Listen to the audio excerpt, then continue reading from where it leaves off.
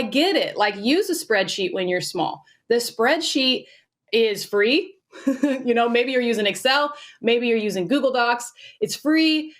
You can customize your spreadsheets, but when you start to add more trucks, anybody who's running a trucking company knows it's kind of like playing chess. You know what I'm saying? You have to plan out all of your steps in advance.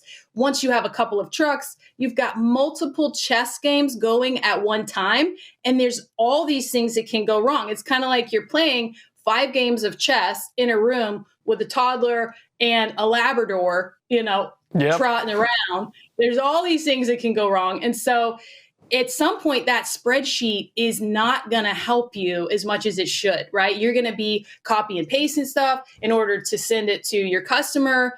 So your collaboration is limited. You can't upload documents. You can't upload images. You can't have all that documentation that you need attached to each load to keep things organized. It's not integrated with your accounting platform. And so things become really inefficient, and the errors start to increase. The issues start to increase as you grow.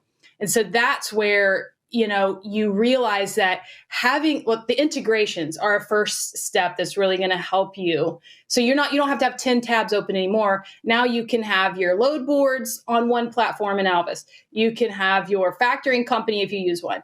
You can have your accounting software all in one place. You're logging in one place. Everything is stored in one place. The whole staff can access it in real time. There's a driver mobile app, so you can keep track of the drivers without calling them 1,000 times.